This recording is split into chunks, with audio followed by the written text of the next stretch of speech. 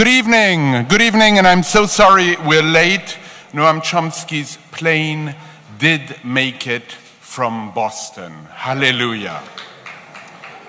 I really could not have stepped into his shoes. I did have someone in the audience who would have, but thankfully Noam Chomsky is here. Now, my name is Paul Holdengraber, and I'm the Director of Public Programs here at the New York Public Library, known as Live from the New York Public Library. My goal, as all of you know, is to make the lions roar, to make a heavy institution dance, and when successful, to make it levitate. As it may, I hope, tonight. I've always wondered how much this building weighs, and nobody in all these years, a decade I've been here, has been able to tell me.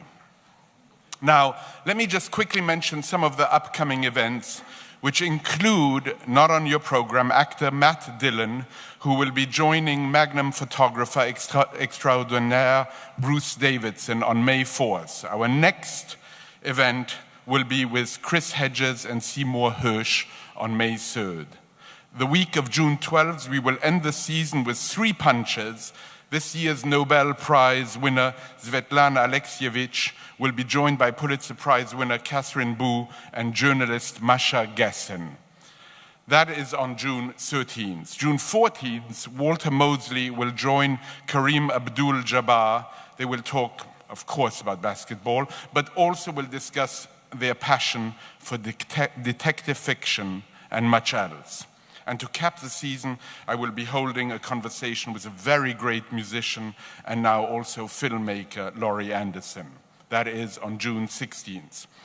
And in case you were wondering what might be happening between now and then, let me just mention that tomorrow we will have the great honor to welcome on this very stage Dame Helen Mirren, to talk about everything from Shakespeare. As many of you probably know, the man died 400 years ago yesterday, I'm told. And we will talk about Shakespeare, but we will also talk about her great passion for Peter Brook, a passion I share, who is still alive and 90 years old and very well. Now, tonight, you probably know why you are here. I'm hoping for a true exchange between 2 extraordinary people. Now, Yianis Varoufakis, after the event and after a Q&A, now I'd like to say a quick word about Q&A. A microphone will be put right in front of the stage. I love the fact that some people are looking right there. A microphone will be put right there. You will queue up and you will ask intelligent questions, and they will not last longer than 52 seconds.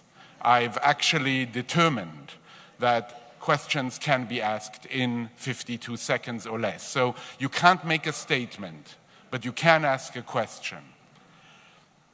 Keep it short, keep it to the point. Yianis Varoufakis, at the end of that Q&A, will sign his new book, And the Weak Suffer What They Must, with a question mark.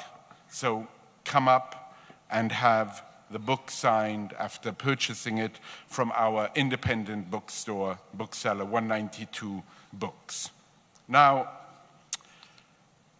I would like to say a big thank you to the Ford Foundation for their fantastic support to Live from the New York Public Library, as well as their support to many other cultural institutions across New York City.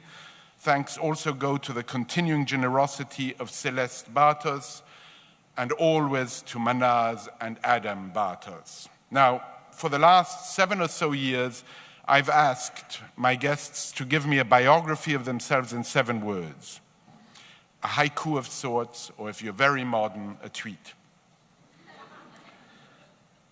Chomsky was recalcitrant, which literally in Latin means kicking back.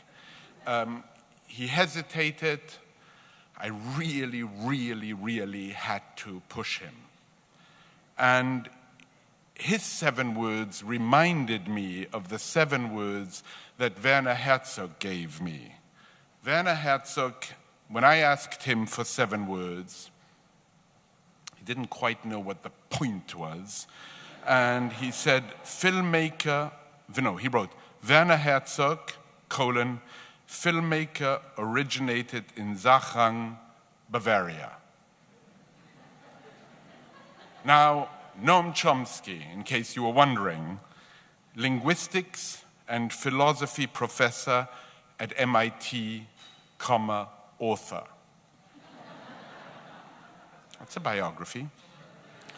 Yianis Varoufakis gave me a biography that doesn't resemble Werner Herzog's or Noam Chomsky's.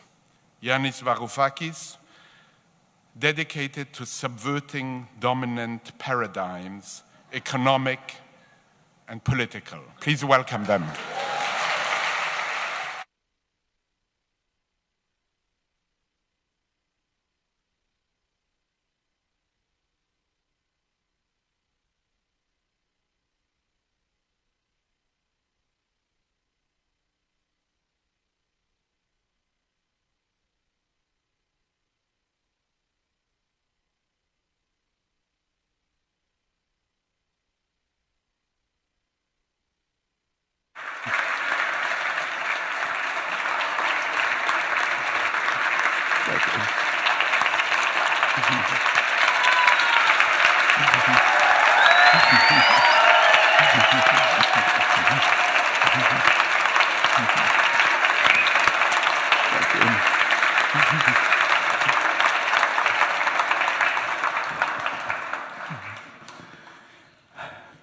Good evening. We don't have anyone to introduce us, so I've been asked to kick off by saying, firstly, that isn't this wonderful that we're all here just to subvert the notion that nothing good can come out of the public sector? No. Well, the fact that I'm here barely actually has a relationship to that comment. I came from Boston. My wife and I came from Boston. Took 7 hours. In any society that hasn't been smashed by neoliberal policies of the kind you describe, it would have taken maybe an hour and a half, 2 hours. There is a train, the pride of the public sector, which I took for the first time in 1950, and it's about 15 minutes faster now than it was then when it makes the schedule, which is a chancy situation. So we decided to come by airplane and spent most of the afternoon on the runway. Well, Noam, what shall we talk about? Well, we can talk about the neoliberal assault on the world's population in the last generation, which you've written so brilliantly about. What strikes me, given the last quite eventful year of my life, what really strikes me is the major disconnect between the philosophy and ideology of neoliberalism and that which I encountered when negotiating, in inverted commas negotiating, when being dictated by the great and the good of the neoliberal international financial establishment. Now, think about it. If you take the great libertarians, the great neoliberals, who castigate all tax-funded activities, and you consider the reason why I'm here today and I'm not still the Minister of Finance of Greece. Why?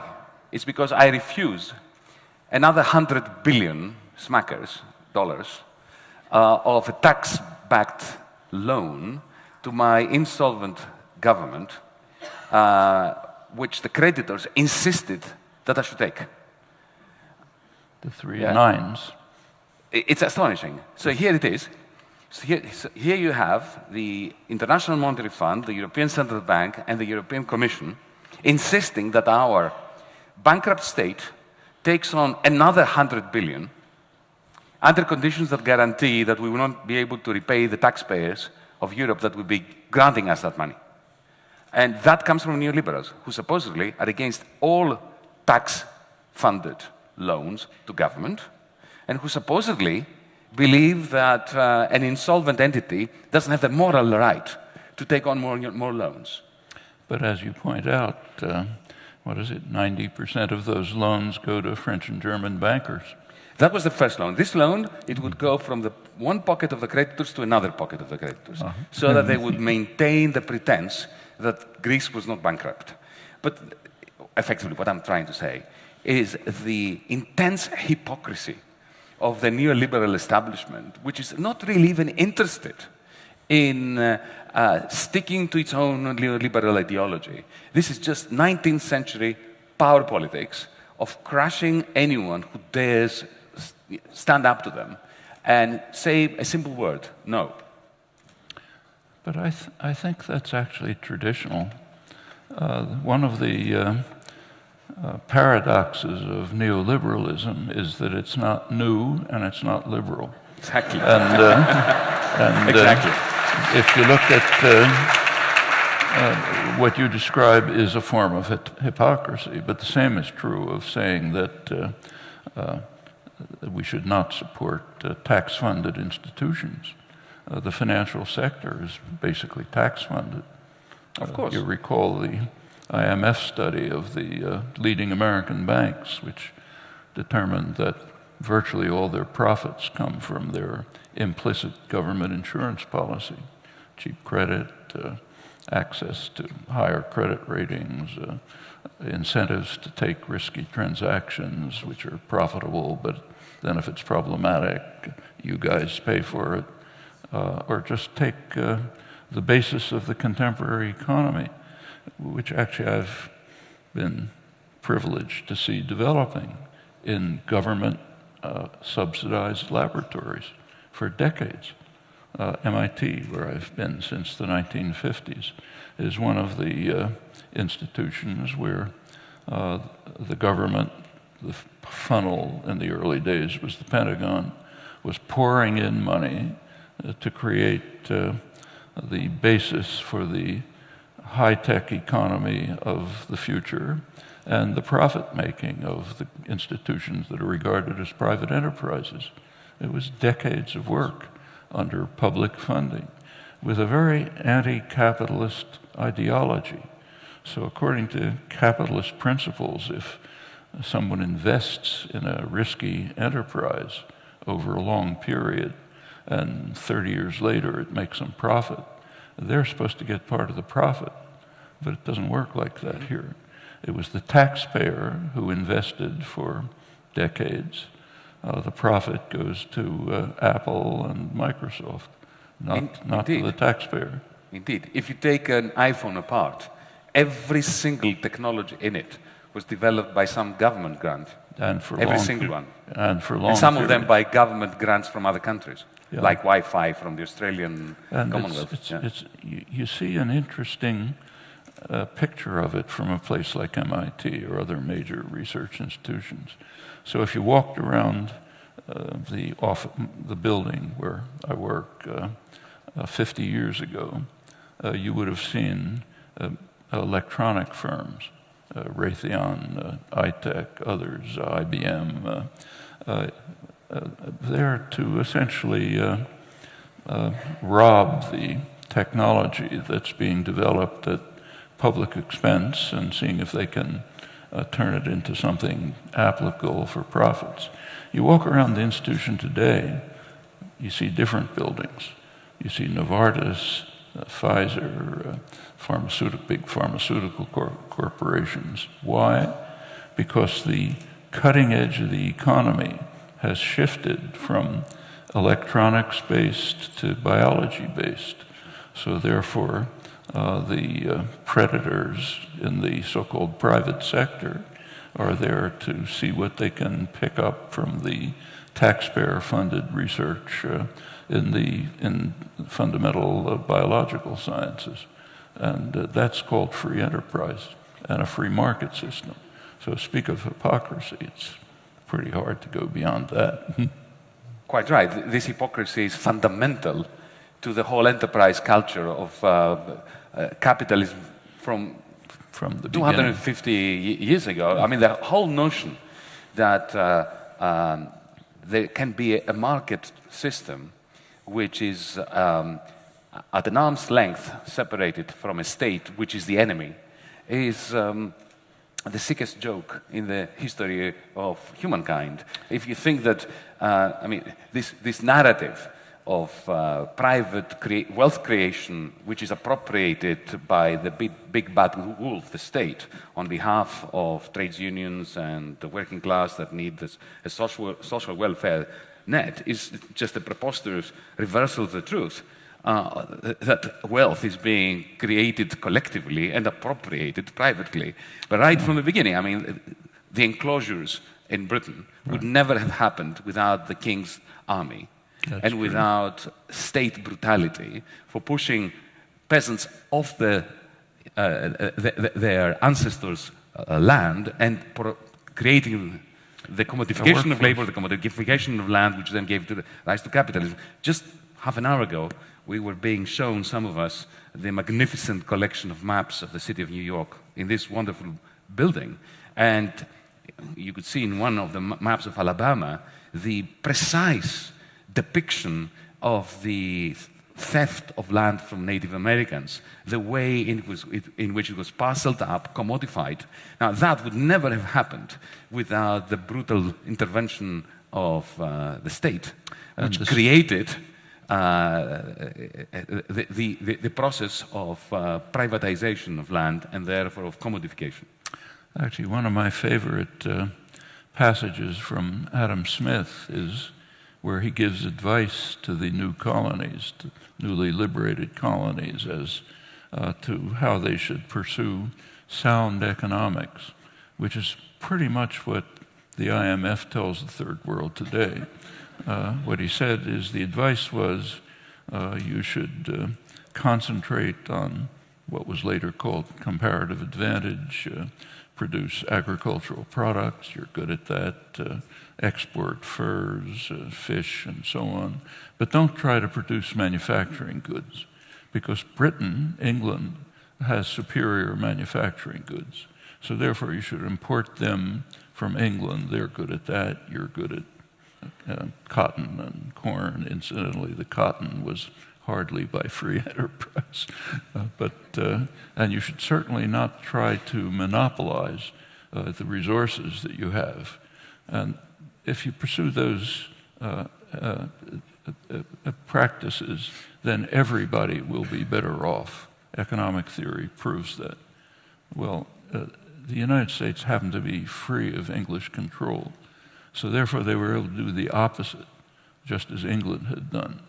High tariffs to block British goods, enabled them to create a textile industry, the beginning of the Industrial Revolution, later in the century, a steel industry, blocking superior British steel, and right up to the present, as I've mentioned, with high tech. As far as monopolization is concerned, the U.S. made a major effort to monopolize the basic resource for the early Industrial Revolution, namely cotton. That's the oil of the 19th century. And the U.S. had most of it, not all of it. And the conquest of Mexico, which was not exactly by free enterprise, was largely undertaken to try to gain a monopoly of cotton, which would overcome the major enemy in those days, which was Britain. Britain was the big force, the enemy. And the Jacksonian presidents, Tyler, Peirce, mid-19th century, their position was that if we could monopolize cotton, we could bring England to our feet. That way we could really defeat them. They didn't quite make it, but made a lot. Incidentally, that effort was what Saddam Hussein was charged with in 1990. The charge was ludicrous, but the charge was he was going to try to monopolize oil and bring us all to his feet, which was crazy. But the U.S. did try to monopolize cotton, and that's part of the way in which power shifted from England to the United States. I think that's a pretty good record of the way sound economics has worked over the years. There have been places where sound economics was applied, liberal policies. It's called the Third World. And it's not an accident. You take a look at the global South. One country developed, Japan, the one country that was not colonized. Take a look at East Asia, the tigers of East Asia. One exception, the one that was conquered by the United States, 1898, with a couple 100,000 people killed and stays semi-colonized, not part of the Asian tiger explosion of industrialization. The pattern is just uniform, but somehow hasn't entered economic theory. Wonder why. You're an economist. Well, the reason why it never entered economic theory was because economics in universities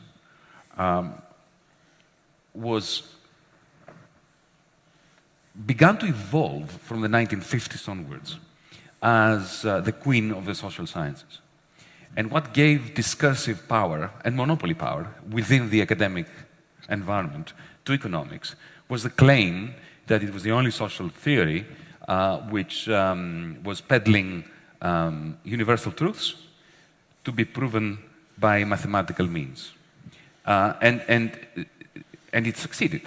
So when a sociologist, an anthropologist, and an economist applied for a grant, it was always the economist who got it on the basis of this discursive monopoly. And however, in order to close the model mathematically, the only way to solve the equations is by making assumptions that distance the model from really existing capitalism. So, for instance, you have to assume that there's no time and there's no space. Because if you allow time to interfere with your model or space to enter, you end up with indeterminacy. In other words, you end up with a system of equations that cannot be solved or that have an infinity of possible solutions, and then you have no predictive power. Yeah. You can't say, well, this is what's going to happen. So we have a very interesting inverse Darwinian process. The more successful economists were at creating models that said precisely nothing about capitalism, the greater their success in the academy. So they became the opposite of the public intellectuals that you've been writing about. They create wonderful abstractions, aesthetically pleasing models that I spent quite a few years studying, in the same way that you go to a museum and you look at a piece of abstract art, but you don't expect to find the truth of capitalism in its form.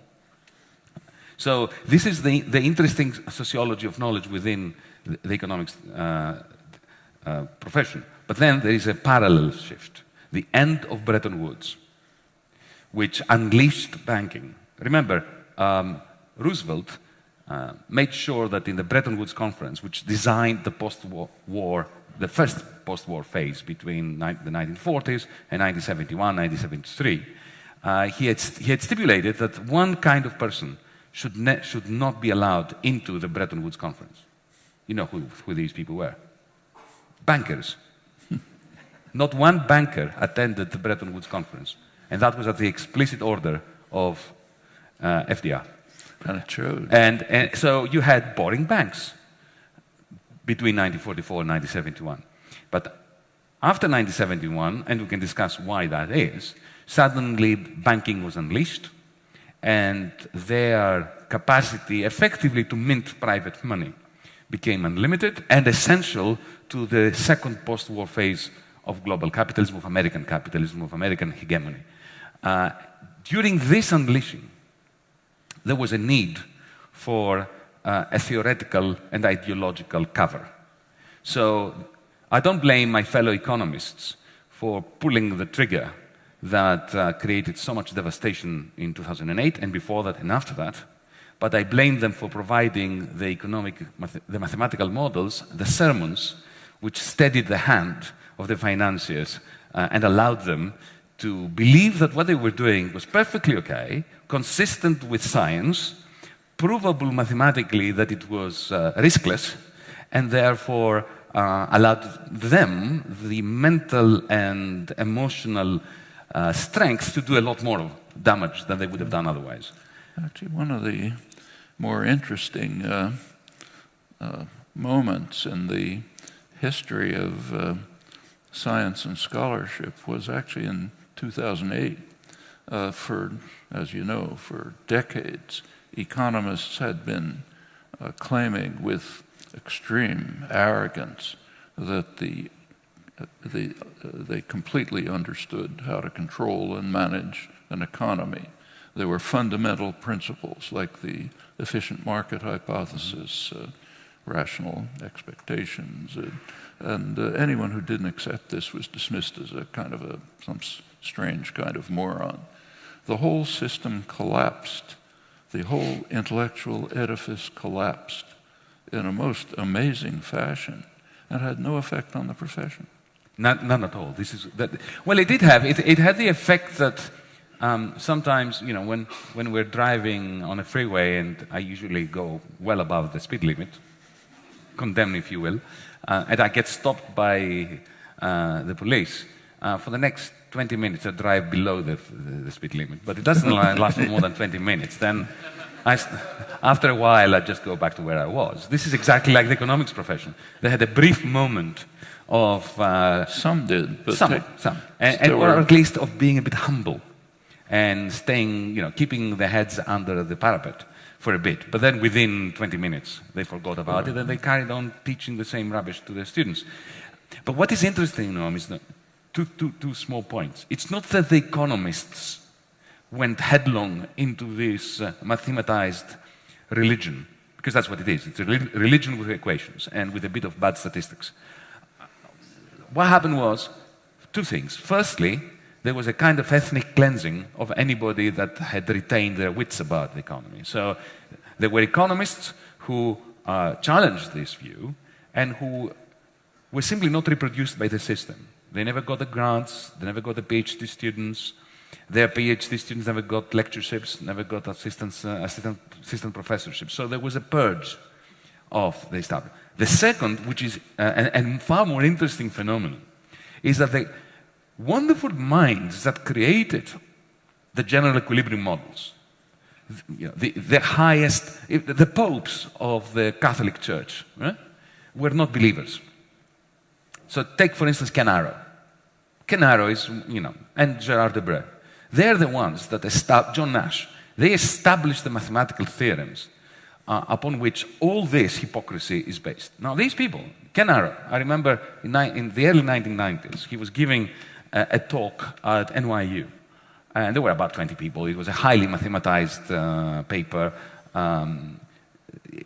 Okay, so he was enthusiastically going through the equations, and one of the professors there interrupted him at some point and said, "Professor Arrow, equation 3.3 reminds me of the argument in favor of this kind of tax as opposed to that kind of tax." And Ken stopped him immediately and said, "My dear boy," he was a bit condescending, I think rightly so, he said, "you're confusing that which is interesting with that which is useful. This is interesting. If you try to apply it to anything real, it's dangerous." So the gurus, the popes, understood that this theory was examining a post-capitalist world, a world without labor markets, without labor exploitation, without monopolies, without even the slightest of capacities to alter prices on the behalf of employers, of entrepreneurs, of conglomerates, a world without firms. Because what is a company? A company is a market-free zone. It's a hierarchy. It's a small Soviet Union with Gosplan and central planning. If you look at Google, if you look at Microsoft, that's what it is. Then you have Cose's theorem. That's a big help. Yes, yes. But the Cose's theorem is taught for 5 seconds and then forgotten. Yeah. Yeah? In order to to make them feel that they've said something about the reason why firms exist. Yeah. But then in those models that produce the macroeconomic policies that were applied even under Clinton, especially under Clinton, there are no firms. There's no time, no firms, no space. Everybody resides on the same point in space so that there are no costs of transport or anything like that. So imagine a world in which economic policy is predicated upon models that assume there is no time, space, firms, profit, or economic rent. Or monopolies. It's time to get really scared. You know, there's a question that I'm sure you know the answer to from your own experience, which has kind of puzzled me about contemporary economists. It has to do with the IMF and your experience as Greek finance minister. From what I can see from the outside, it looked as if the IMF economists were pretty harshly criticizing the austerity policies of the Troika. But the IMF itself was strongly supporting them. What was going on in there? Well, this is exactly what was happening, and is happening to this very moment. WikiLeaks leaked a wonderful conversation between my old friend Paul Thompson, who made his name by crashing the Greek economy and then, as a result, being promoted to IMF chief in Europe. And his successor, a Romanian lady going by the name of Delia Velculescu. Just read this exchange. Just read it. It came out a few weeks ago. WikiLeaks, go and look at it. It's fantastic because they're telling the truth. And they're telling exactly what you're saying. They are admitting that which they, Paul Thompson and I have had this conversation. First time I met the IMF's chief in Europe was in a hotel in Paris, and I was elected with a mandate to negotiate a debt write-down for the Greek debt against the troika of lenders, against the wishes of the creditors. But at the same time, because I had a mandate to negotiate, not to clash with the creditors, I was prepared to clash if I had to, but my intention was not to clash. My intention was to come to an honorable agreement between us. So because I knew that the German government had a very serious political problem going to the federal parliament in Berlin, to the Bundestag, and admitting that the money they had given to the Greeks was not money to the Greeks, for the Greeks, but money for Deutsche Bank. Yeah. And therefore, they were never really expecting to get it back. So this is why we're going to give the Greeks a debt restructure. That's what Mrs. Merkel should have said to the Bundestag, but of course, this is not something she could have said and remained the Chancellor of Germany. So I knew that the Germans had a political problem admitting to what they had done in the sense of having given money to the Greeks, so that effectively the German taxpayer and the Slovak taxpayer, because they spread the risk like good financiers do to the other Europeans, effectively they were bailing out their banks a second time in 12 months. So, of course, I knew that, and I was trying to find a formula that would allow our debt to become more manageable and less toxic for the Greek people, while at the same time achieving a kind of political arrangement with Berlin that would make it palatable for them to say yes to it. So, first meeting with Paul Thompson, I come to him with a proposal for the kind of debt swaps, financial engineering that Wall Street is very good at. Not the kind of thing that one expects from a left-wing Minister of Finance, but I wanted to make things work at that point, not so much to go and clash with them. And you know what he said? Oh, this is too mild. We need to take a large chunk of your debt and write it off immediately. I said, well, that's music to my ear, Paul. How are you going to convince Wolfgang Schäuble to do this? Oh, he said, well, that's a problem, but we'll find a way. So at this level of bilateral discussions, even with the leadership of the IMF, you got the idea that they understood what they had done. They knew that they had done a nasty deed. They were subterfuging what they had done. There was a bailout for banks presented as solidarity to a suffering nation. And they were trying to do something about it. But then, when it came to the final settlement, as creditors, they stuck to one another. They remained loyal to one another. They spread the rumor that our government was putting forward impossible demands, that we didn't want to reform, that we had no proposals. We came to them with financial engineering proposals from Wall Street. They had nothing to suggest except for these signals that they were emitting. But I think the most important discussion I had was with somebody really high up in the IMF. The name will not be mentioned. Higher up than Paul Thompson, you can imagine. After 10 hours of negotiations, when we got into the nitty-gritty, these extremely boring meetings with aides, with advisors, with experts, with committee on pensions and another committee on VAT and other... In the end, we ended up together and we had a discussion, confidential discussion, tête-à-tête. And I heard the following words. Yianis, of course you're right. These policies we're trying to impose upon you can't work. I thought, oh no. You know, deep down, I don't know whether you have this. You probably don't. You're Noam Chomsky, you wouldn't. But I'm less experienced in this game of clashing with powers that be at that level.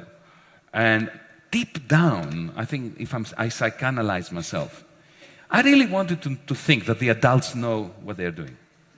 And that I'm the child that is recalcitrant and kicking and screaming. But deep down, the adults, you know, the people in power at the top of the IMF know what they're doing. And my complaints and protestations, maybe they're not completely accurate. Maybe they know more than I think they do. But when these people turn around to me and say, you're right, it can't work. What we are trying to impose upon your nation can't work. But, Yianis, you must understand, we have invested so much political capital in this program. We can't go back. And your credibility, my credibility, depends on accepting it. I think that answers your question. Well, how do the participants in the Troika deliberations react to the technical papers that are coming out from the IMF economists saying, their own economists, Blanchard, others saying, these policies of austerity under recession are just destructive? It's very simple, they ignored them. What do they say? In the Eurogroup, these were never mentioned. I mentioned them. I quoted chapter and verse from their own statisticians and economists, like Olivier Blanchard and those people. I quote. There was also a remarkable study from the IMF showing that the liberalization of labor markets, the removal of protection of labor, of trade union protection, of trade union rights, protection from unfair dismissal and all that in the end is counterproductive when it comes to competitiveness and productivity. The IMF came out with this in the spring of 2014. A beautiful report. It could have been written by a progressive economist from New School, right? What exactly did it conclude?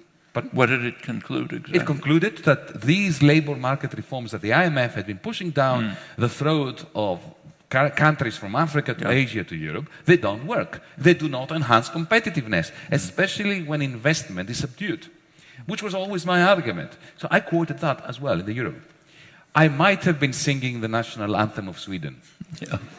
It was exactly the same thing, because you've got to understand that these meetings are quite brutal. They have already decided what they're going to do. The ministers are treated like vermin by their own minders and by the representatives of the Troika. Something that very few people know is that the Eurogroup is actually led by the Troika, not by the finance ministers, the elected representatives of the nations. So you've got the head of the Eurogroup, who is usually, let's face it, appointed by Dr. Wolfgang Schäuble. Then next to him, there is the real ruler of the European Union, a gentleman called Thomas Wieser. Nobody has heard of him, but he wields the real power. He tells... What is his position? He's the head of the Euro Working Group, which is the cabinet under the Eurogroup. The non-existent group. Yes, they are the shadow cabinet of the non-existent Eurogroup. Yeah. And this gentleman has been around now for years. How does the Eurogroup get established? You don't discuss this in your book. You just say it's there. I think it just sprung out. You know, out of the shell, like, you know, Aphrodite in Cyprus. Look, when we created, in our infinite wisdom, a common currency, and we had a common central bank, but without a state to correspond to the central bank, and went up with states that didn't have a central bank, because that common central bank was created on the proviso that it would not come to the assistance, ever, of any of the states of which it would be the central bank. Right. They decided that, well, every now and then, the finance ministers of these nations that now don't have a central bank, but they have created a common central bank, should get together and discuss economic policy to coordinate. So this is how it emerged. It's not in any treaty. And do you know how I found that out? So the Eurogroup consists of the finance ministers? Yes, well, that was the initial idea. The finance ministers, and one of them chairs it. Before Dijsselbloem, who is now the president, it was the head of the largest tax haven in the world, Luxembourg, certain Jean-Claude Juncker. The United States is getting close. Not as badly as Luxembourg. Not as badly as Luxembourg. A couple of states. Yes, it's close, but not as bad. Not at that level. But ever since this Eurozone, which, by the way, the Euro is a carbon copy of the gold standard of the 1920s. It was created in the image of the gold standard of the 1920s. So you know what happened to the gold standard of the 1920s. It gave rise to the roaring 20s, to immense financialization, immense concentration of industrial power, funded by the consolidation of the financial sector, and then Wall Street in 1929. Enormous inequality. Of course, also, enormous inequality, which is the result of this easy private money minting by the financial sector. And when the chickens came home to roost in 1929, the common currency of that era, the gold exchange standard, collapsed, started fragmenting. Very soon, the Germans hated the French hated the Germans, everybody hated the Greeks, and we descended into the abyss of the 1930s and 1940s. After our generation's 1929, which took place in 2008, guess what happened? The gold standard started fragmenting. It was called the euro in Europe. And very soon after that, the Germans started pointing moralizing fingers at the Greeks. The Greeks remembered the Nazi occupation. Everybody hated the French. And we are now in a state of disintegration where the refugees are the problem.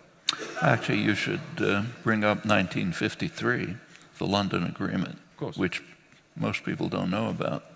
That's rather critical.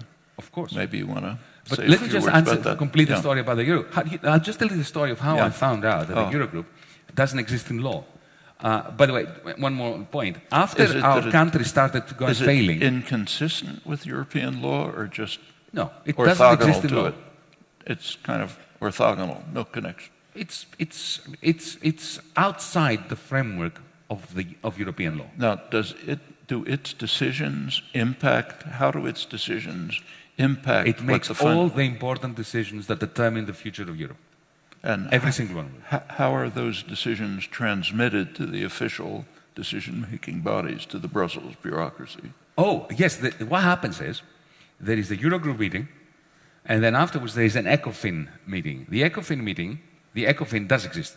It's the meeting of all the European Union finance ministers, including the ones that are not using the euro. So George Osborne from Britain is there, the Danish finance minister is there. And what happens, it's a rubber stamping process. So whatever the Europe has decided, ECOFIN says, okay, we agree.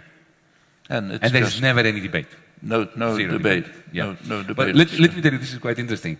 How I came to understand that this is a paralegal group.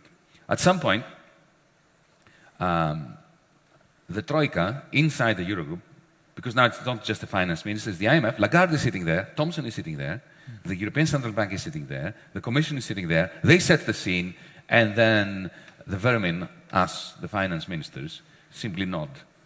And the IMF, happily. The IMF has no reaction to the Eurogroup decisions?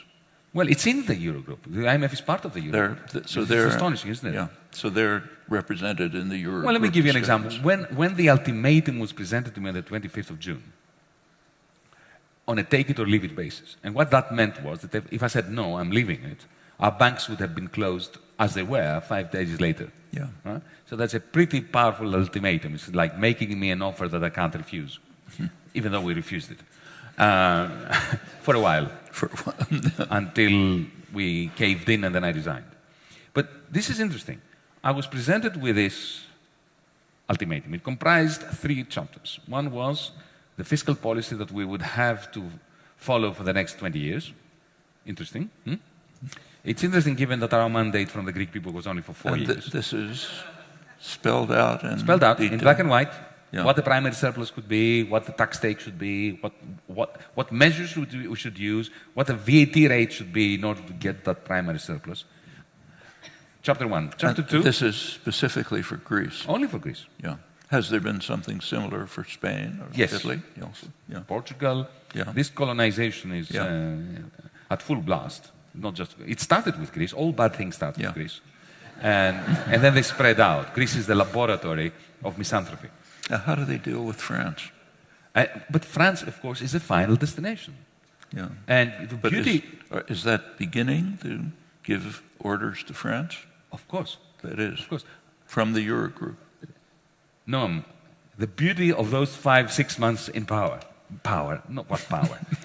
In office. Watching power. In office.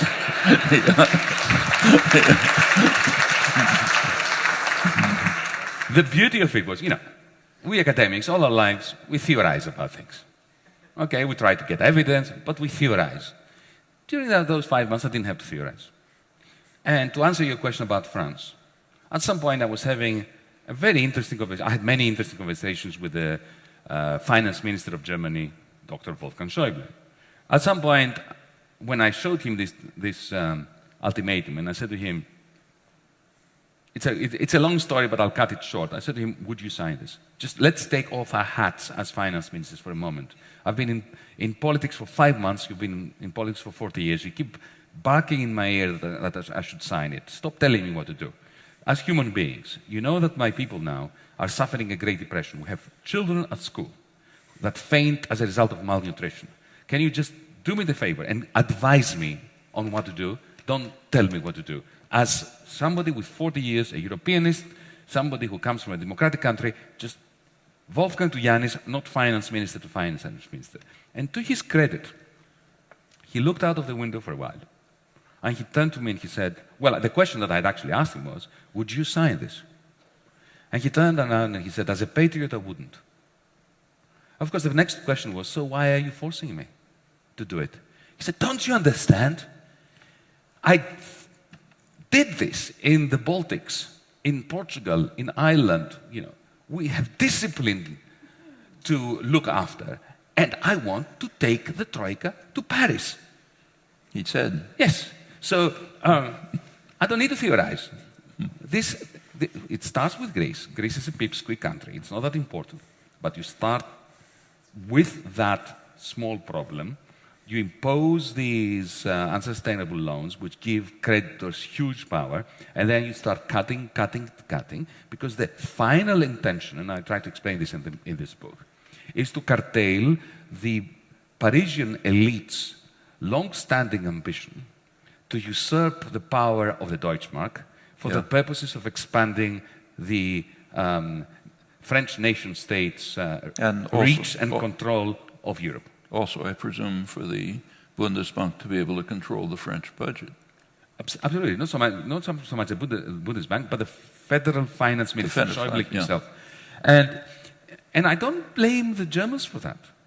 If you go back to 1992, when this euro was first created, the Maastricht Treaty, to convince the French to vote for it, the French conservative newspaper Le Figaro had a headline that was offensive to human beings.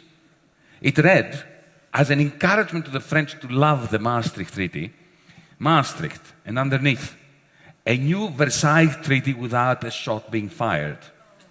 Now that is offensive to the German people. It is offensive to anyone who understands the pain of the Second World War. It is offensive to all well-intentioned human beings. And you think French elites actually believed that at Maastricht? Absolutely. This was the intention. Look, de Gaulle in 1965, in response to a journalist who asked him, don't you worry that with this European Economic Union, Germany is going to become the powerful country here, and his response was, they are going to be the horse, and we are going to be the carriage driver. It's clear. The Brussels bureaucrats. The French graduates of the great Grande École, who would be populating the Brussels bureaucracy. So we should not be anti-German, anti-French, or anything. We just must understand that the elites of Europe have made a complete and utter mess of the project of European Union. Yeah, but when you get to Maastricht, the French elites still believed that they were controlling German power in the Maastricht Treaty. Yes. That's pretty astonishing. It's an astonishing error on their part. But so was the German elites' estimation that Helmut Kohl, for instance, who was a Europeanist, who was a federalist deep down, that you create a currency union first, and then when it gets in trouble, the political union will follow. What an error. When you create a gold standard and it starts fragmenting, you're not going to end up with a political union. You're going to end up with an abyss. You're going to end up with Le Pen in government in France, Golden Dawn in Greece, the AfD in Germany, and the fragmentation. You think he understood, say, Nicholas Kaldor's prediction? He never did. Never? No, none of them did. Including Kohl? Including Kohl. He didn't understand it, and he didn't believe it. He really genuinely thought, in a rather simple-minded manner, that we are creating this monetary union. Its fragmentation is going to bring about humongous costs for Europeans. So our successors, when this fragmentation begins, must fix it by creating a political union. Well, yes, they must, but they're not doing it. And they're not doing it because they are falling prey to this self-reinforcing negative feedback mechanism between authoritarianism and bad austerity policies. How did the Fed respond to Maastricht? The Fed? Yeah. It is interesting. Remember, Alan Greenspan was not the most astute of central bankers. And he was in some ways. He understood why the economy was working so well. Remember his testimony to Congress where he explained how magnificent the economy was that he was administering. He said it's based on growing worker insecurity. True. That was a good remark. Yes, yes. So he was a real class warrior, but he did not understand finance. Yeah. Yeah? Unlike Paul Volcker, who did. But he understood power. Yes, he understood power, but Paul Volcker, his predecessor, understood both power and the pitfalls of over-reliance on markets. Yeah, okay, so what was the reaction to Maastricht by the Fed? None. None? None. It was... they didn't pay attention? There was... Well, I do not know of any substantial reaction. I haven't seen any. I've done some research. They were just going along. They would be making comments about the specific technicalities, but not any degree. Paul Volcker did make some very interesting comments. What was his reaction? He was very critical. He was very critical of the lack of checks and balances and shock-absorbing mechanisms.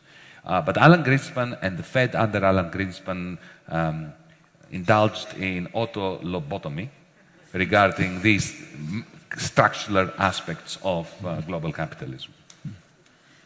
Actually, you ought to bring up what the 1953 story. That's quite critical. Well, it's part of a broader story of American hegemony after the Second World War, which has two dimensions that are, of course, interwoven. One is the Cold War story, which is a very important story, and the increasing authoritarianism of the United States after Truman. Beginning with the Truman Doctrine, again Greece, remember, everything bad starts in Greece, like the Cold War, which began in the streets of Athens in December 1944, not in Berlin, then spread to Berlin, with the first attempts by the CIA, successful attempts to overthrow governments that they considered inimical to the interests of the global empire, like the Mossadegh government, then later our government. I grew up in the dictatorship that the CIA managed to create before the Pentagon had its own coup with the generals. They felt, there was a wonderful race between the Pentagon on the one hand and the CIA as to who was going to stage the Greek coup in 1967 first.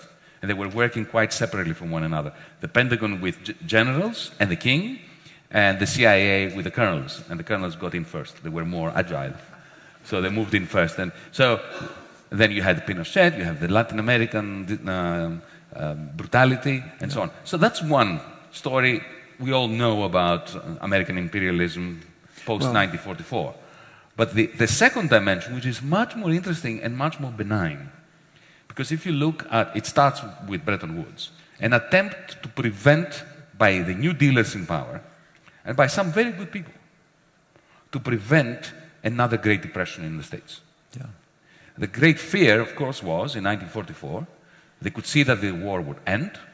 They could see that the wonderful factories that were churning out the aircraft carriers, the tanks, the bullets, the jeeps, and so on, even if they were reconfigured to produce white goods and cars and consumer durables, there would not be sufficient demand within America for all those products that these factories could potentially make. So that eventually they would scale down investment at a time when the American GIs, the American soldiers, would be coming back from the front, and that would spear. And they called it the 1949 moment. They feared that in 1949, 20 years after 1929, there would be another crash. Famous dollar gap. Exactly. Yeah. So they sat down and designed a magnificent global plan to prevent this from happening. They also knew there was a Cold War, of course. There was the pressing agenda of making sure that Europe doesn't fall to the communists and Asia doesn't fall to the communists. So the two dimensions were combined, and the global plan, of which the Bretton Woods system was just one part, entailed, just to put it as succinctly as I can, the following characteristics and dimensions. Europe would be dollarized, so that Europeans could buy the gleaming cars and the gleaming aircraft and washing machines from Westinghouse and so on and so forth, that America would not be able to absorb on American soil. The Europeans were in ashes after the war, so they needed to be dollarized. So they would be allowed to recreate on their own currencies, but their currencies would be pegged to the dollar. Effectively, they would have the dollar in different form. And that was a fixed exchange rate regime. It's very similar to the gold exchange standard, but with a very big difference. The New Dealers, who had felt the Great Depression in their bones, most of them, if you look at their biography, had actually suffered during the Great Depression. And they were very keen to avoid it again, understood that what was missing in the gold exchange standard was a system of surplus recycling, of taking surpluses from jurisdictions where they were being created, through a political mechanism, and siphoning them in the form of productive investments or some kind of investment into the deficit areas, in order to be able to generate the incomes in the deficit areas that were necessary to keep purchasing stuff from the surplus countries, so the surplus countries could remain surplus countries, like America, for instance, to keep recycling surpluses and deficits to maintain this global plan. If you think about this was an extension of the New Deal. It's worth bringing out the role of reconstructing Germany in this system, which was quite critical. I have looked at Senate papers from 1946 talking exactly about that, because this global plan had to rely on a European pillar and on an Asian pillar. And they had to have a strong European currency and a strong Asian currency to act as shock absorbers. There are these amazing documents where they say, okay, American capitalism is going to go through a spasm like capitalism always does. That shows a kind of understanding that today, or the last 20 years, is absent from policymakers.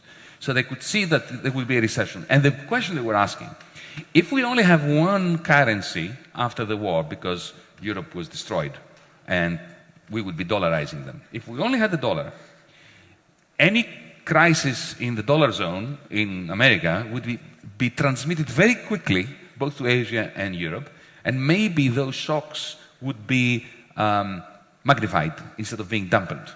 So we need shock absorbers. We need the European currency and the Asian currency that would do the shock absorbing. But in order for those currencies to be sufficiently strong, they would have to have they'd have to be an industry, and they'd also industry, and crucially subordinate to the dollar, not Keynes's proposal. Exactly. But they would have to be net exporters in their vicinity, Yeah, but so Germany in the rest of Europe, yeah, but Japan vis-à-vis China. Yeah, within the global system managed in And Washington. within the global system, under the tutelage... And that's the Keynes-White dispute. Exactly, the Battle of Bretton Woods, Yeah, which yeah. is an amazing episode in intellectual and financial history. Now, at that point, the problem they had when they were thinking about this in 1946, late 45, early 46, was that they already had agreed with the French to turn Germany into a pastoral land, to deindustrialize Germany. So they had to go back to the French and say, we changed our mind. And they did. And they offered them a bargain. You will agree to the reindustrialization of Germany. You will agree to a write-down of German debt. Otherwise, the German economy will never be able to recover if it is in the dark cloud of unsustainable debt. And in return, what we're going to give you is the leadership of Europe.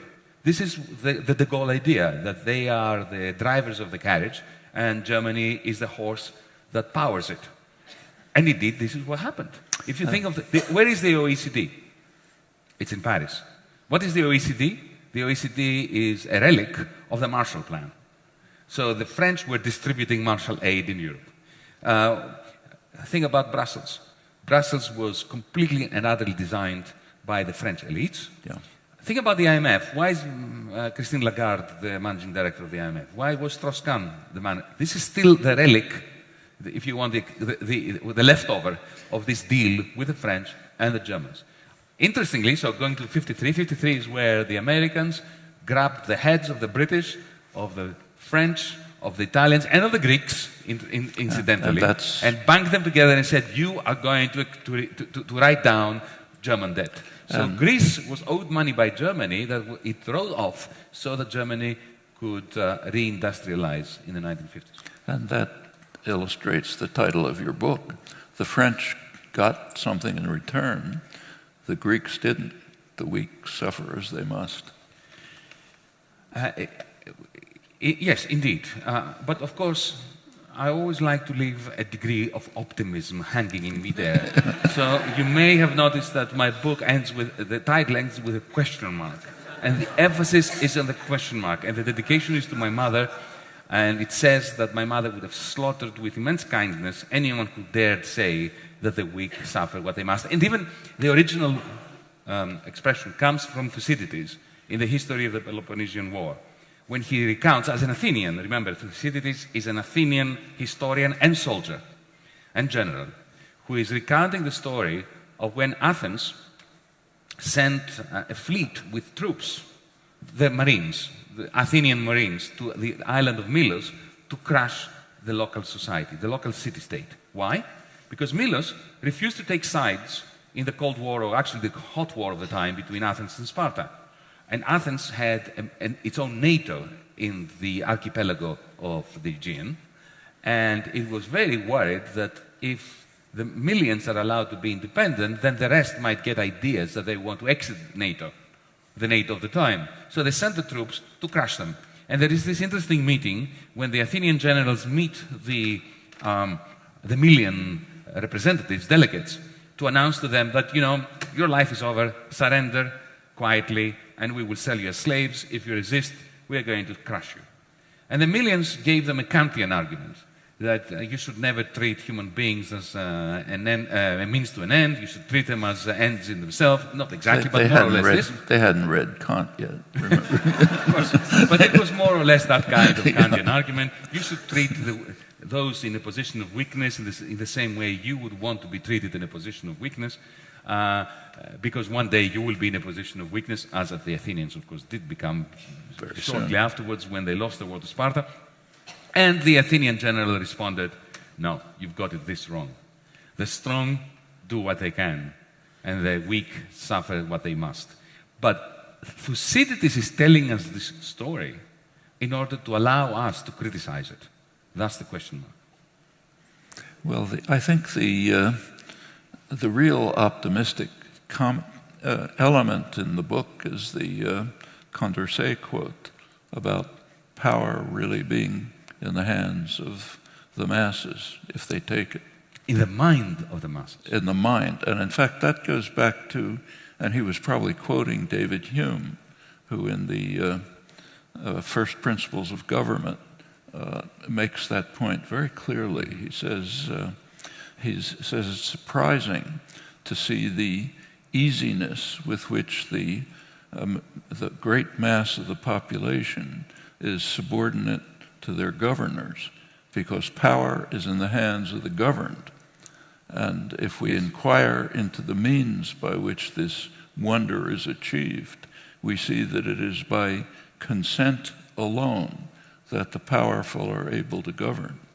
Meaning, if the governed refuse to consent, to use your words, the game is over. That's exactly right. And I, and Danai, my wife, we felt that on the 3rd of July last year. There was a magnificent moment. Because you've got to remember, our government won the election in January of 2015 with a mandate to speak truth to the powerful, to say no to them, and do your worst. We're not accepting any more of your toxic loans under conditions that will shrink our economy and our people further. And we won this election, but because of the system of disproportional representation, we won government with 36% of the vote. The previous governing party received something like 25%, so we had enough seats in parliament to form a government. But that's 36% of the vote. Yeah?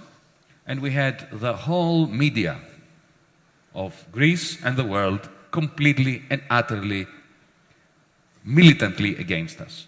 We had the central bank. Third day I was in my office.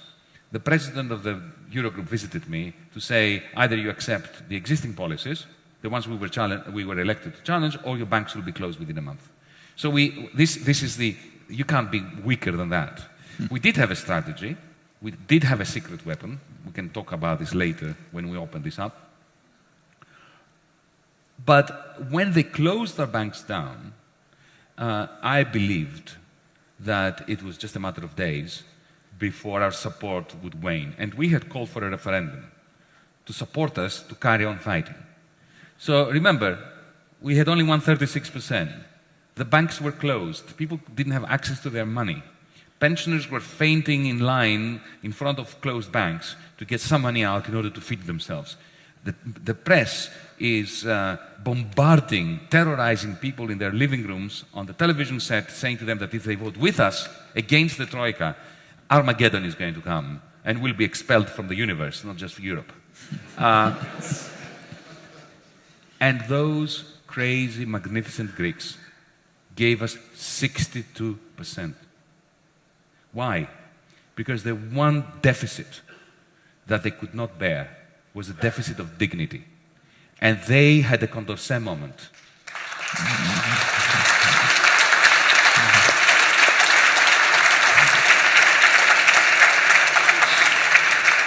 So, what happens to Greece now? Well, unfortunately, that very night of the referendum, our government, my prime minister, surrendered. But now... And that, well, to answer your question, that surrender meant that we have the worst of the possible combination. We have a neoliberal ideology with completely anti-neoliberal policies. They increased the corporate tax rate. Harsher they conditions. Increased the VAT rate. They increased the income tax rate. They reduced pensions. They reduced wages. So they did... Even harsher conditions than the ones you refused. Yeah. The Greek economy is fading. All business plans are going haywire. In a sense, remember liquidate under President Hoover? Mellon, I think was the name of the US Treasury Secretary that said that. Yes. This is what's happening.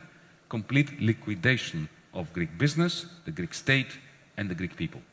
And all that is happening in the context of a 19th century gunboat diplomacy, the purpose of which is not so much Greece. It is how to keep France, Spain, Portugal.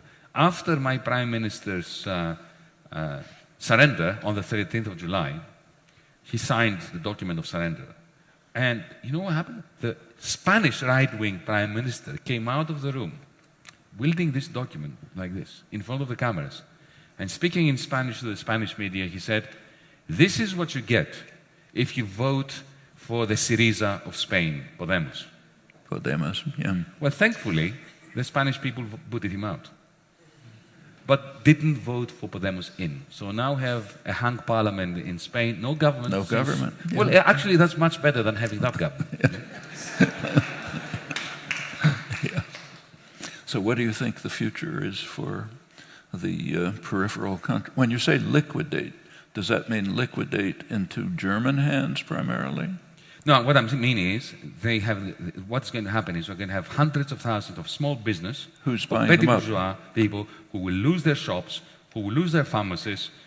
They will be a lost generation. They'll become homeless. They will leave the country. Their kids, who are well educated, will go to Germany. They will go to Spain, no, because the Spaniards are leaving. They will come here. They will go to Canada. They will go to Australia. They will go to South America, somewhere to find a way of making ends meet. You're going to have the liquidation of households with foreclosures, and foreclosures in Greece are worse than here, because here you can take the keys to your house and go to the bank and say, take it, bye. In Greece you can't do that. Even if you lose your house, you still have the debt. You carry it with you, like Mephistopheles walking around with hell around him. You're walking around the world with that same debt, even though you have no house. It's kind of like student debt here. Yeah, exactly. Exactly. Yeah.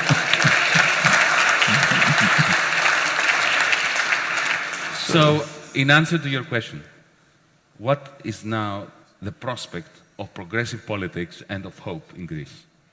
I think that now we had a window of opportunity in Greece to reboot this loan agreement and to reboot Europe, because had we succeeded there, then it would have really spread to Spain and to Italy and to the rest of Europe. Yeah. We missed that. This is why I and some other utopians and recalcitrants throughout Europe, we've created what we call DiEM, the Right. Democracy in Europe movement, with our manifesto that Noam Chomsky signed, making me the happiest person in Europe. For a very simple reason. I think we are in a 1930 moment. Shortly after the collapse of Wall Street, the great financial crisis, and just before the slide into a postmodern abyss of xenophobia, misanthropy, failed economic policies, austerity, debt deflation, that will become a major source of uncertainty, of misanthropy, of pain, and unnecessary pain, not just for Europe, but for the rest of the world. And allow me, at this point, I have a pin that I've brought with me for DiEM to give to you, which I'm wearing. And this is a bit of propaganda for our Democracy in Europe movement.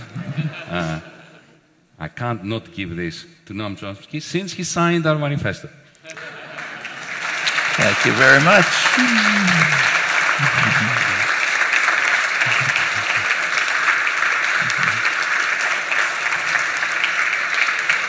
And I'm being signaled to that we have to open this up.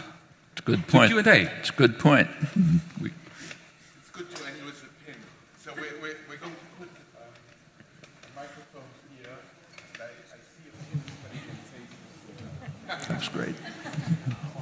Thank you. Mr. Chomsky, Mr. Varoufakis. My question is about European integration policy, the then and now.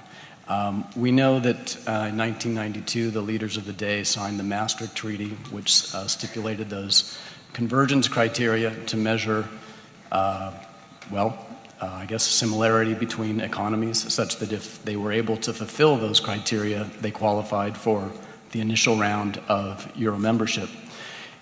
Are EU policymakers only looking at those criteria now, those deficit criteria, or are they looking at other measures of integration, given what we know about what's, is that their only policy focus? Well, let me say that they never looked at those criteria. Those were bogus criteria. Greece didn't meet those criteria. Italy didn't meet those criteria. Far from it. The criterion was 60% of debt over GDP as a maximum. Italy had 100%. But of course, the whole point of creating the Eurozone was in order to stop Fiat producing cars that would remain competitive vis-à-vis Volkswagens through devaluation of the lira. So they needed Italy. So they violated their own criteria. They just ignored them, and they brought Italy, Greece. And you know how Greece got in?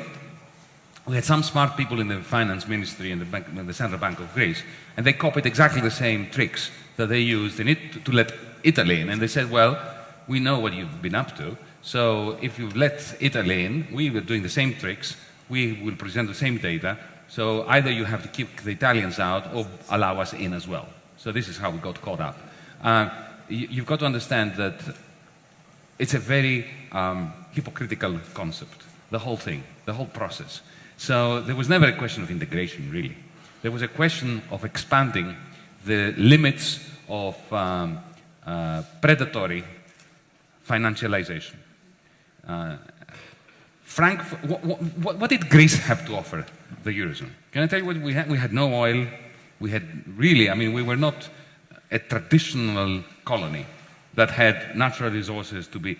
What we brought to the Eurozone was a population with minimal debt and a lot of equity, because Greeks loathed debt.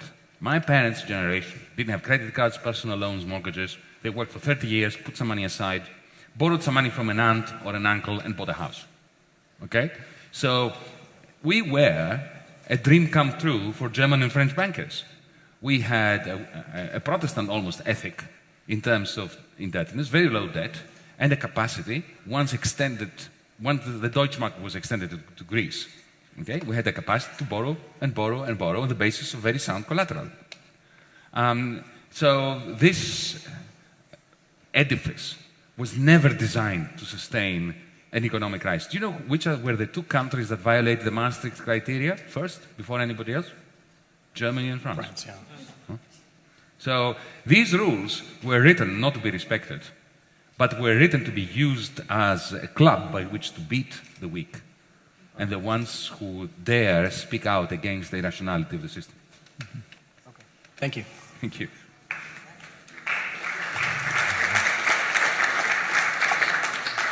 Hello. My question is for Mr. Chomsky. In the past, you've been very critical of the way in which the West has engaged in political and economic imperialism around the world behind closed doors, kind of smoke and mirrors. How do you believe that transparency and democratizing the Eurozone will affect or deter this behavior? With the transparency in... And democratizing the Eurozone. And democratizing the Eurozone. How will it kind of affect or possibly deter this behavior? Actually, one of the things that Yianis discusses in his book is that the Eurozone, in the Eurozone, democracy has declined arguably even faster than it has in the United States. During this past generation of neoliberal policies, there has been a global assault on democracy. That's kind of inherent in the principles. And in the Eurozone, it's reached a remarkable level. I mean, even the Wall Street Journal, hardly a critical rag, pointed out that no matter who gets elected in a European country, whether it's communists, fascists, anybody else, the policies remain the same. And the reason is they're all set in Brussels by the bureaucracy. And the citizens of the national states have no role in this. And when they try to have a role, as in the Greek referendum, they get smashed down. That's a rare step. Mostly they are sitting by passively as victims of policies over which they have nothing to say. And what Yianis said about the Eurogroup is quite striking. This is a completely unelected work group, not in any remote way related to citizens' decisions, but it's basically making the decisions, the choices and decisions. That's even beyond what happens here. Here it's bad enough, but that's more extreme. Well, let me add to this, just to clarify something. Actually, I will go further than Noam about Europe. The European Union doesn't suffer, or the Eurogroup, from a democratic deficit. It's like saying that we are on the moon and there is an oxygen deficit. There is no oxygen deficit on the moon. There is no oxygen, full stop. And this is official in Europe. In my first Eurogroup, as the rookie around, I was given the floor to set out our policies and to introduce myself. which is nice. And I gave the most moderate speech that I thought it was humanly possible to make. I said, I know that you are annoyed I'm here. Your favorite guy didn't get elected. I got elected. I'm here. But I'm here in order to work with you, to find common ground. There is a failed program that you want to keep insisting on implementing in Greece. We have our mandate. Let's sit down and find common ground. I thought that was a pretty moderate thing to say. They didn't. And then after I had expounded the principle of continuity and the principle of democracy and the idea of having some compromise between the two, Dr. Wolfgang Schäuble puts his name tag forward and demands the floor. And he comes up with a magnificent statement. Verbatim, I'm going to give you what he said. Elections cannot be allowed to change the economic policies of any country. At which point I intervened and I said, this is the greatest gift to the Communist Party of China because they believe that too. Okay? Now, while I was in there, in the 12 Eurogroup meetings that I attended before I resigned, I noticed in those very lengthy, incredibly intense and depressing sequences of discussions, some of them lasted more than 12 hours, the room was full of cameras, microphones. You know, these screens, we had 30 of them. I could say, whoever, you know, we were in the same room with people and I was watching them on television because, you know, this is the power of the screen. You don't watch the person speaking, you watch him on the screen, or her. Yeah? And at some point it hit me. We don't need a revolution here. Somebody in the control booth, just press a button and connect all these cameras to the internet. Just imagine if that would have to happen. Huh? You don't need a treaty change, a new constitution, a revolution, nothing. Somebody just press a button. Like in a science fiction movie, you press a button and suddenly you have a new universe. Yeah? What would happen? Would Schäuble say this? I don't know, maybe he would, but you know what? It would make a difference for the Germans, the French, the Portuguese, the Greeks to hear him say those words. Instead of reading the Financial Times where people like Peter Spiegel were simply saying that Yianis Varoufakis was resisting reform in his country and he demanded more money for it. Right? So transparency is everything. We need, this is the first step. It's a huge revolutionary step that takes nothing more than the press of a button. So this is why, you know, on our side, again, I'm a salesperson here tonight, in dim25.org, there is a Transparency in Europe Now campaign. We're demanding the live streaming of all these meetings. We're demanding that the ECB publishes its minutes. We're demanding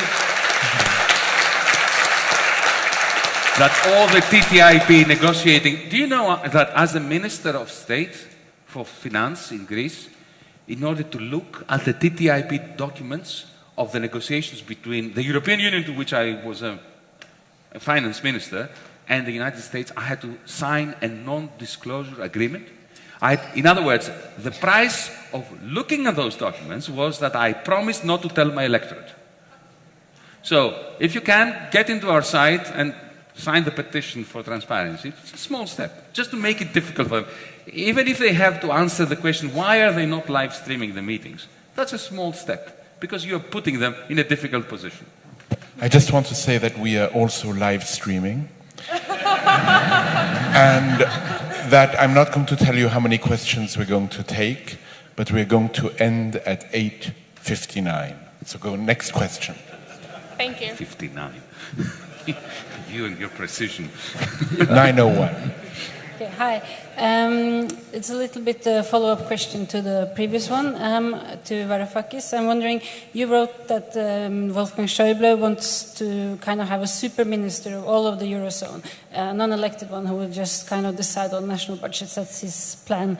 But I'm just wondering, what would you propose instead? Because sometimes it's a bit unclear to me if you also want kind of a super minister, just elected one, or if you want more power over the budget taken back to the national countries. And also... what, a second question? Hmm? Just one question. No, but also just the Eurozone, if you want to keep the euro in the long term, or if it should be maybe slowly... Okay, it's the same question. Yeah, same. Okay, let me be brief. What Schäuble wants, and I know that because he's written about it, we've discussed it, is a semblance of federation, where the Eurogroup becomes, he doesn't feel good that it's not legal. He wants to legalize it.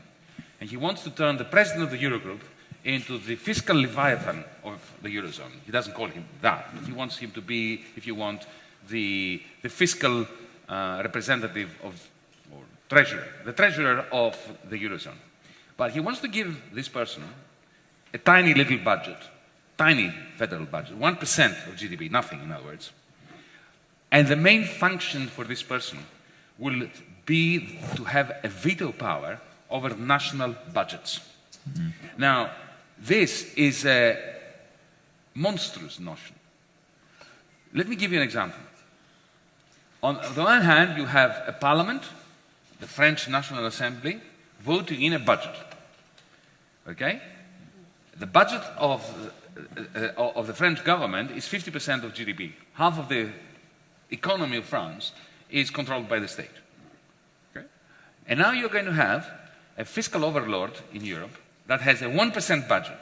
In other words, has absolutely no capacity to affect surplus recycling within Europe and stabilize European capitalism.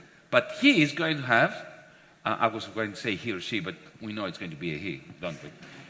He is going to have the right to veto the budget that the National Assembly of France voted. And why? In order to keep countries within the fiscal constraints of the Maastricht Treaty, which has so abundantly and spectacularly failed. And let me give you an example of why this is just mad. And it makes absolutely no sense, even from a neoliberal perspective. Take Ireland. Ireland, before 2008, was the blue-eyed boy or girl of the international neoliberal Washington consensus. They had turned their markets so elastic that they resembled a circus. They had a debt-to-GDP ratio of 25%, half that of Germany. They were never above budget. They had a surplus. Actually, they had a surplus in the equivalent of their federal budget, right, or their state budget. So they were the model country, the model citizen of the neoliberal mantra. Okay? Now, of course, if you look at what was happening in the private sector, they had gone crazy with, there was a frenzy of indebtedness, like here in Wall Street and so on and so forth. The moment the credit crunch began after Lehman Brothers, the developers went bust. The developers' loans to the Anglo-Irish Bank and the various other shady banks in Ireland went bad. They became non-performing. Those banks immediately became insolvent. And then the president of the central bank, certain Mr. Jean-Claude Trichet, called the Irish Prime Minister and said, transfer all the losses of the private sector onto the public books, onto the taxpayers, or else, or I will close down your banks. Remember that happened to me a few years later too. Huh? And at that point, suddenly, Irish public debt went from 25% to 120%. Now, what would the fiscal overlord do then? Nothing.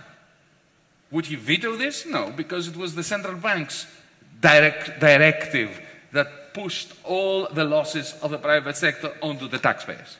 So this system that Dr. Schäuble is proposing is just an attempt to legitimize the illegitimate current informal system. It has absolutely no capacity to stabilize European capitalism. The only thing it will do, it will formalize the current impasse. You're asking me what I want. I would like a federal democracy. I would like a European Parliament. I would like a federal government with a substantial budget, with proper surplus recycling. And I would like to have a European Union constitution that is 15, 20 pages and not written by a failed former president of France that scripts the preface that happened in 2005, beginning with the rights of capital. You knew that, didn't you? That there was an attempt to write the European Union Constitution, which began the preface, the Bill of Rights, was all about the rights of capital. This is you can't make it up, can you? Schäuble's comment about elections. Yeah. Hi. First of all, I'm very honored to be here in front of both of you. I wanted to ask a quick question for Yianis. To what extent do you agree with the notion that the Greek government was caught in a tragic circumstance, and they did what their options allowed them to do at the time, given that the other option might have been exit from the euro, combined with the refugee crisis that they have now. And for Mr. Chomsky, I wanted to ask a little bit your evaluation on the Bernie Sanders phenomenon in American politics, and how do you evaluate that for the future of American politics? Well, sorry, Bernie Sanders. The Sanders phenomenon. Bernie, Yeah. you go. start with Bernie. Well, Bernie Sanders is an extremely interesting phenomenon. He's a decent, honest person. That's pretty unusual in the political system. Maybe there are two of them in the world, you know.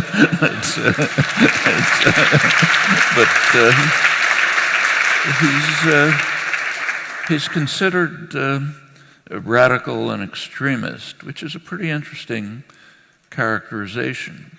Because he's basically a mainstream New Deal Democrat. His positions would not have surprised President Eisenhower, who said, in fact, that anyone who does not accept New Deal programs doesn't belong in the American political system. That's now considered very radical. The other interesting aspect of Sanders' positions is that they're quite strongly supported by the general public, and have been for a long time. It's true on taxes, it's true on health care. So take, say, health care. His proposal for a national health care system, meaning the kind of system that just about every other developed country has, at half the per capita cost of the United States and comparable or better outcomes, that's considered very radical. But it's been the position of the majority of the American population for a long time.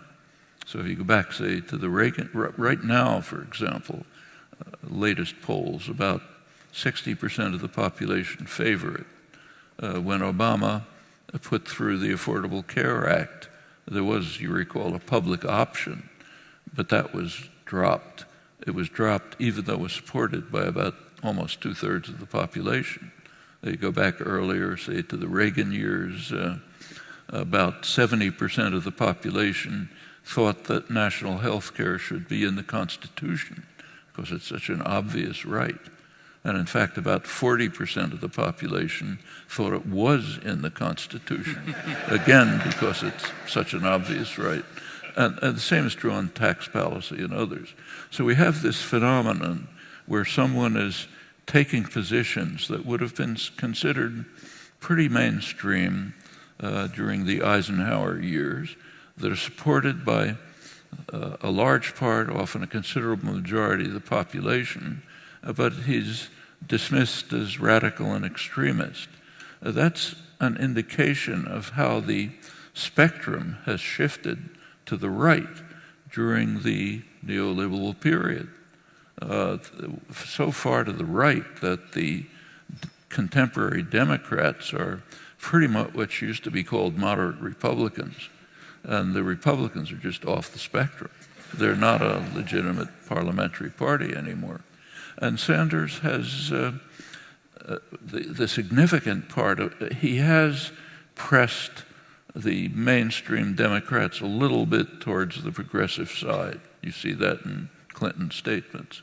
But he has mobilized a large number of young people, these young people who are saying, look, we're not going to consent anymore.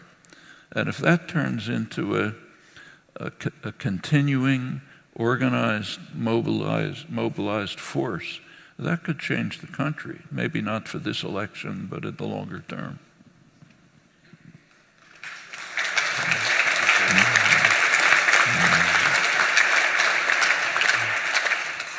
I'm going to answer your question by saying, and I hope you don't consider this to be too harsh a judgment of your question.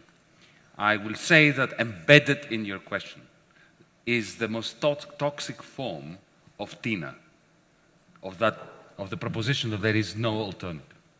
The idea that in the end we had to surrender because the alternative would be worse, effectively denigrates the 62% of Greeks who ordered us not to surrender. And it denigrates those of us who actually want government. Because if what you're saying is right, we were naive. We walked in there and we thought that with the power of rationality and the force of our personality, we would convince the troika of lenders to be kind to us, that we would rely on the kindness of creditors. No, we were not naive. From 2012, 2013, I had long conversations with our team, the team that eventually became the negotiating team, the government, the inner cabinet, the war cabinet as we called it. And we were talking about how are we going to respond to the threat of bank closures that would happen on the first day of our government. And we had worked out a plan of what our retaliation would be. I won't bore you now, we don't have the time. I've spoken about this extensively. We would have to haircut the bonds that the ECB held that were in Greek law. It was perfectly simple to do it. We would not end up as Argentina because it was Greek law. The ECB would have to come to a Greek court to contest it. They would not be dragging us to Luxembourg, to London, or to New York. And that would have crippled QE. It would have brought down, with a very high probability, the euro.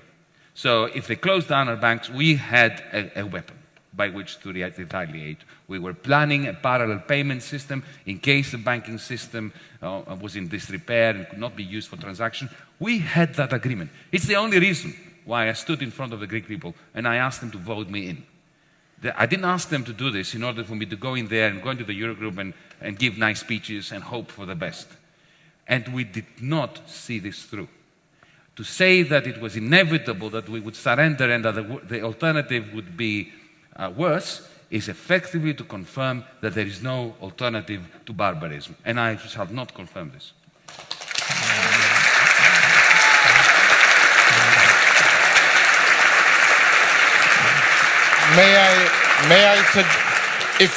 If this would be okay for you, may I suggest that we bundle 3 questions together. Of course. And so you ask 3 brief questions, maybe. Not one of you. You ask one. You ask one question, you ask one question, and the gentleman there asks one question. And the others who are there, I applaud you for being so hopeful. Please. Just one after another. Thank you very much for this conversation. And I would like to ask my question to both of you. You have discussed the situation in Spain, and we have just found today that after 4 months without being able to form a government, there will be new general elections on the 26th of June. So my question would be, which would be your message in this critical juncture in the battle of ideas in Europe for the Spanish people and also for Podemos? Thank you. Question number 1. Question number 2. Yes, thank you for a fascinating evening. Austerity is bankrupt. It's bankrupt empirically. It's bankrupt intellectually. It continues to be imposed on the people of Europe. You have framed this tonight as primarily a political conflict, primarily between Germany and France. Can't we interpret this as an agenda by people who have no particular political or national allegiances to impose Reagan and Thatcher-style capitalism on the core of Europe, including Germany? What happens to German pensions at the end of this game? And the last question. My question was concerning some of the other peripheral countries in Europe. Ireland, Spain, and Italy, and their national governments did not support you last year during the crisis. Now, would you comment on that? And also, what do you think the prospects for those countries are now, economically? Well, the message for the people of Spain, I think, should be this. That's what they should be voting for, and they can achieve it. Go back to David Hume. Power is in the hands of the people if they don't consent, and that's critical. I have nothing to add to this. I'll try to combine it with the last question, because what applies to the people of Spain applies to the people of Italy, to the people of France, but indeed also to the people of Germany. And that brings us to the other question as well. We're in it together. The notion that Europe is split between North and South, and the North is populated by all the ants, whereas the grasshoppers have congregated to the South and to Ireland, is a very strange and odd idea. There are ants and there are grasshoppers everywhere. What happened before 2008 was the grasshoppers of the south and the grasshoppers of the north got together into a splendid alliance of debt-driven frenzy. They were the bankers, they were the spivs, they were those who predicated their growth on transfers from the European Union budget to create motorways that went to nowhere, Olympic game sites in Greece, and so on and so forth, and they became fabulously rich. This was the alliance of the grasshoppers. The ants were working very hard and were finding it very hard to make ends meet during the good times. And then when the grasshoppers' empire collapsed, it was the ants of the north and the ants of the south that had to bail them out. And it's time for the ants of the north and the ants of the south to unite in Europe to change that crazy regime.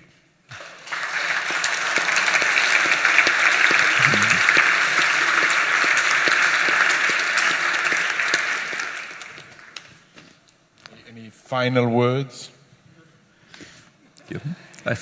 I want to pay my respects to this institution. And I want to thank you and your staff. I met some of them before, for the diligence and the dedication and the enthusiasm. If only our rulers had a small percentage of this dedication to public service, the world would have been a much better place. Continue a little more. Thank you very much.